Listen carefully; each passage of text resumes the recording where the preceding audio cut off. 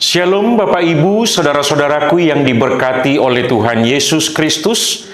Sebelum kita melakukan segala aktivitas kita sepanjang hari ini, mari kita mendengarkan firman Tuhan yang tertulis dalam Kisah Para Rasul 2 ayat 38. Demikian firman Tuhan. Jawab Petrus kepada mereka, "Bertobatlah, dan hendaklah kamu masing-masing memberi dirimu dibaptis dalam nama Yesus Kristus untuk pengampunan dosamu, maka kamu akan menerima karunia Roh Kudus." Saudara, apa respon kita ketika kita mendengarkan sebuah pengajaran atau khotbah yang disampaikan oleh seorang pengkhotbah? Apakah kita bersyukur telah diingatkan bila kita melakukan sebuah kesalahan misalnya?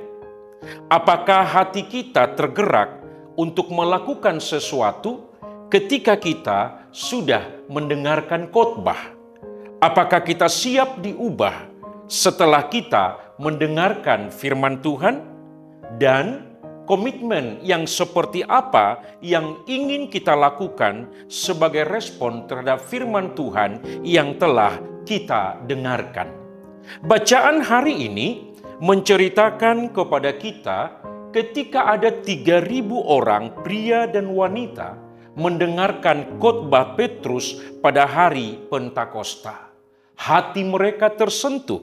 Mereka merasa bersalah akan dosa mereka. Mereka menyadari bahwa mereka telah menolak dan menyalibkan Mesias. Itu sebabnya mereka berkata, "Apa yang harus kami lakukan untuk diselamatkan?" Pertanyaan ini menunjukkan bahwa mereka bersedia untuk berubah. Mereka siap mengambil langkah selanjutnya. Maka Petrus pun menjelaskan dengan gamblang sebuah seruan untuk bertobat, dan mereka harus siap untuk dibaptis dalam nama Yesus Kristus sebagai tanda pengampunan dosa, sekaligus untuk menerima karunia Roh Kudus yang memberi mereka hidup yang baru, bimbingan, dan kuasa hidup bagi Kristus. Rumusan Petrus ini mengingatkan kita sebagai orang percaya yang pertama, bahwa ternyata keselamatan lebih dari sekedar percaya, tetapi membutuhkan pertobatan yang sejati. Yang kedua, kalau kita sudah menerima sakramen baptisan kudus, menunjukkan komitmen kita kepada Kristus dalam tindakan ketaatan.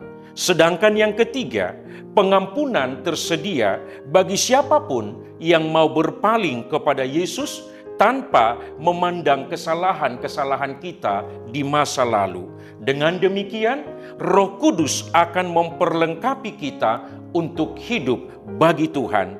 Karena itu, setiap kita mendengarkan firman Tuhan, kita harus siap untuk diubah. Kita harus siap untuk bertobat dan menantang kita untuk bertindak sesuai dengan kebenaran Injil yang telah kita dengarkan. Kiranya Tuhan memberkati kita semua. Amin. Kita berdoa. Terima kasih Bapa untuk setiap firman yang boleh kami dengarkan. Biarlah firman itu terus mengubah hati dan pikiran kami ke arah pertobatan yang sejati. Supaya kami sama seperti Kristus yang telah mati dan bangkit kembali. Kehidupan kami diubahkan menjadi kehidupan yang baru. Sepanjang satu hari ini, dalam semua aktivitas kami percayakan hanya pada kuat kuasa-Mu. Biarlah Tuhan yang selalu menuntun, biarlah Tuhan yang selalu memberkati kami. Ini doa dan permohonan kami, di dalam nama Tuhan Yesus Kristus kami bermohon kepadamu. Amin. Kasih karunia Tuhan Yesus Kristus dan kasih setia Allah Bapa dan persekutuan dengan Roh Kudus menyertai engkau hari ini sampai selama-lamanya. Amin.